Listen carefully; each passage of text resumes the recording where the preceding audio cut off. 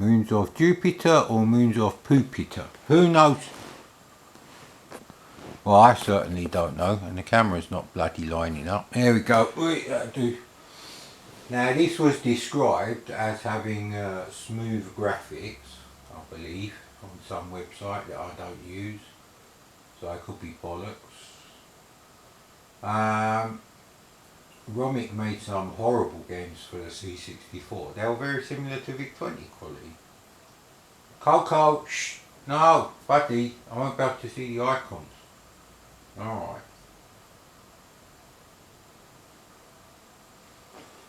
Looks like we're not playing much the C64. But this is quite a useful thing if you live in quite a small place and you ain't got room for like one of everything. Don't think I've got that. Got room to store them, but not to have them all out on display.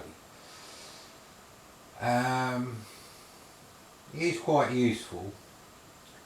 So I'd say if you've got an LCD TV and a small room that you're going to be playing your retro games in, well, not much space in total, so it's actually a pretty good package. Unless you want to play cartridge games, because they are really a pain in the arse to get working. Cartridge games on the VIC20 must be, they're usually 2 files, and each file must be loaded into the correct memory address.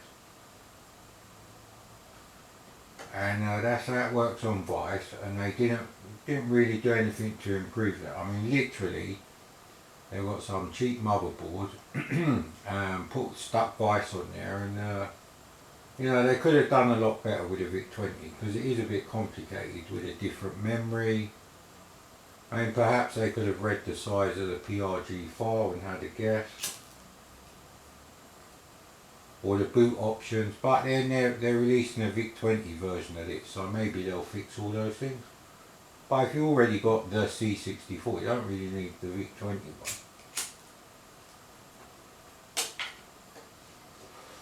Be interested to see what actual games they put on the VIC20. I think that's what they're going to call it. I'm not sure what they're going to call it actually, but retro games don't give a shit about channels as dead as mine, so they wouldn't send me one. Plus, I am a bit too honest. Doesn't matter if you give me a Mercedes for free. Talking about a car, obviously. If I didn't like it, I'll just tell you all the things I don't like about it. And I'd say, well, I wouldn't buy one, but this one's free, so I'm still going to drive it. That sort of thing. So, bloody hell, can I just start the game then? Is it still loading? See, I don't know if it's still loading now. I can't remember if this was an unexpanded game or what. It is still loading, so there's no way to know if a game is actually loading, because obviously on VIC, unless you're in full screen mode, you see the tape counter. And they do something with disk access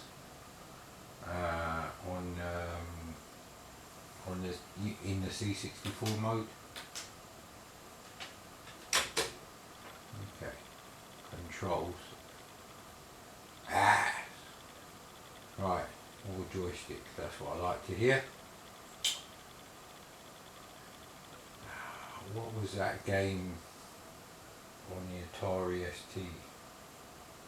Megaroids. Reminds me of the asteroids in Megaroids for the ST, which I believe there was a high-res version, or it detects and runs accordingly. Right, F1. He's actually bloody smooth, but Jesus Christ, it's fast. See, the thing with the VIC20 is it's quite a hardcore arcade game machine, which you wouldn't expect with such, you know, basic tech spec. But most of the games have like insane difficulty. And on top of that, you've got less pixels to avoid things, because it's a lower resolution screen than most other computers. Most computers are either 32 or 40 column. The VIC20 is it 23 columns? It's ain't really shit like that.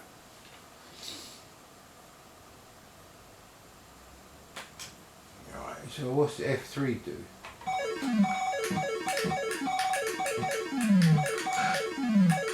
So you don't have to move a bit fast. I don't know if there's a hyperspace key.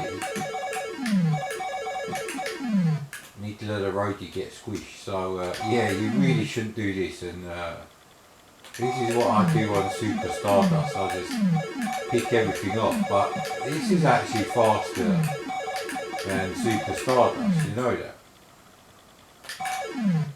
And in 1982, all you cared about was smooth graphics and how fast everything moved.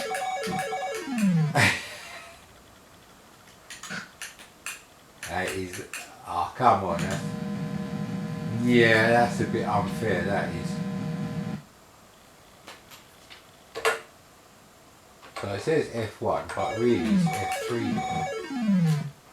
Crap. Is that a shield or something?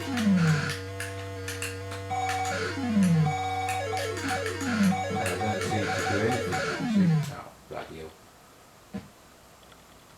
But it's an insanely difficult version of Asteroids, really.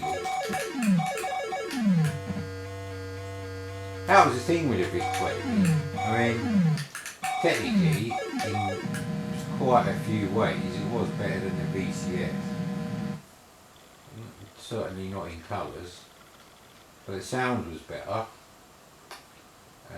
Didn't have any sprites, but you know, if I could play some cartridge games, and Jelly Monsters and Star Battle would be, and Golf are the three VIC20 cartridge games I would bother to set up to work. It's a real pain in the arse. It's quite complicated as well. But this isn't bad. I don't think Asteroids was converted to the VIC20.